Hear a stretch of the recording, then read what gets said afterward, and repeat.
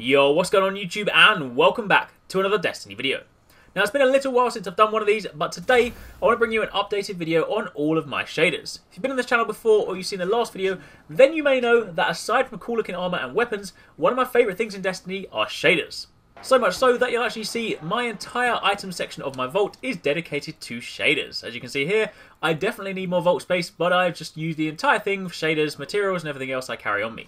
But the last time I did one of these was before the Dark Below came out. So what I'm going to do today is run you through all of my new shaders. If you do want to see the older ones, then I'll leave links to the respective videos in the description box down below so you can go and check out the older ones. But for the time being, this will be my most recent shaders. So first up, as you can see here, if I spin around, this is what my armor currently looks like, and I've actually got the default no shader applied. So if I bring up my character, drop down to the bottom section, you'll see that right now I have no shader whatsoever. So I'm going to start off with the Beowulf Shader. I recently got this in the Crucible. I've seen a lot of other people with it, but I haven't actually got this one up until now. So this is what it looks like when you look at it in the character preview. And this is what it looks like with natural lighting.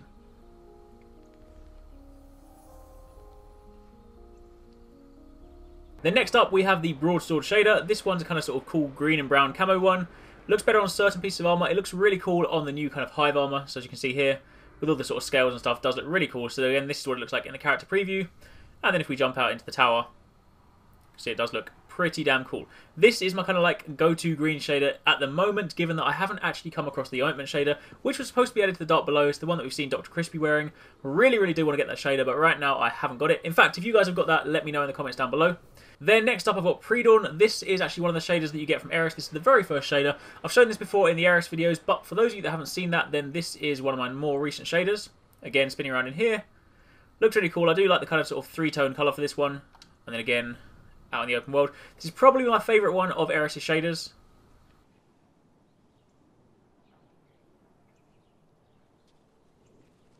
Then the second one you get from Arekkz is the Midday shader. This is sort of like green and beige. I like the green shades, I'm just not a massive fan of the beige, so I've never really worn this one too much.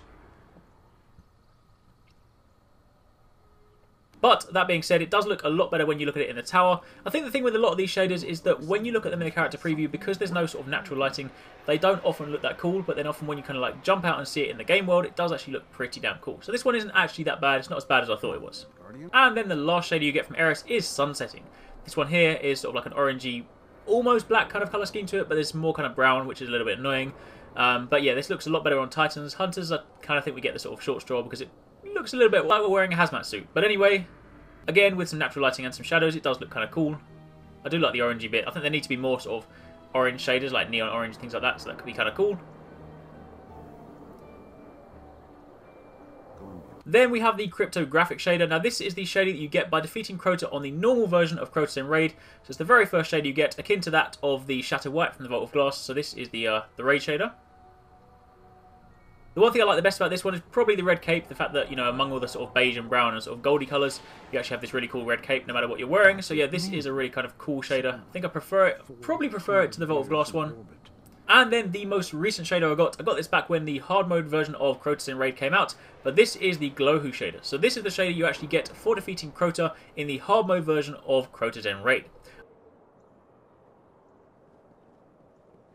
And the other really cool thing about this one is that if you have certain pieces of armor on and certain capes, some of them do glow incredibly bright. You can see the armor is just sort of like a modest turquoisey kind of colour, but the cape is so bright you almost need sunglasses for it, but it looks so damn cool. This is the this cape that I'm actually wearing is the second one you can get from the Crucible guy, the Crucible vendor. So if you do like it, then you can go and pick it up from there. But that, my friends, is the Glowhoo shader. Then the next one, I'm not even going to bother reading this out, but as you can see, it's just a string of long numbers. This one's actually quite an old shader. It's been around for a while, but I only actually recently acquired it. I got it as a random drop, but this one is pretty much all blue.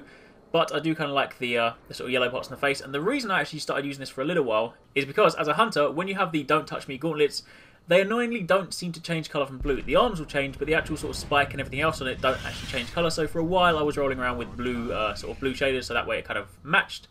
If I quickly equip them here, you can actually see what I was talking about. See, the blue bits on the shoulder never actually change colour. They always remain blue, so that way this was sort of one of the best matches I had. Then you have the Undercity shader, which is quite possibly the most ridiculous shader I have ever seen.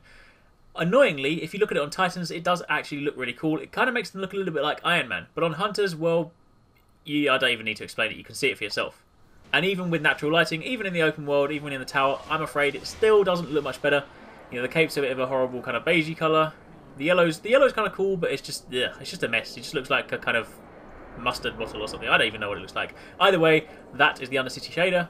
And then the very last one, this isn't actually new, but it's just an all-time favourite, so I'm going to show it to you guys again anyway. But this is the God of War shader. This is all red, and this is just so damn cool. I got this from the Crucible. I think there's actually supposed to be certain conditions that actually get this to drop, or at least they kind of give it a chance to drop. But I got this one for the Crucible, and this is just awesome. It's just all red, and as you probably know, I do like the colour red, so this does go down pretty well. So if ever I have armour that doesn't seem to match, then I just whack this on, and then I can stay all one colour. And there you have it. That, my friends, is it for part 3 of all of my shaders. As I said before, if you do want to see the rest of the shaders that were in my vault, then I'll leave links to the older videos in the description box down below so you can go and check them out, because I've done all of those ones, but these are the most recent ones that I've acquired since the Dark Below's been out. So hopefully you enjoyed the video, and if you did, as always, don't forget to give it a thumbs up and hit that like button down below. It does really help us out, and obviously don't forget to subscribe for daily gaming videos and much more Destiny coverage. Let me know in the comments down below what your favourite shader is, and also, have any of you seen or got the Ointment shader? I currently haven't seen it. I'm not sure whether it's in the game just yet, and annoyingly, it looks like it's probably going to become my favourite shader when I do get it. So yeah, if you've seen it, if you got it, then let me know. But otherwise, thanks for watching, take it easy, catch you next time, peace out.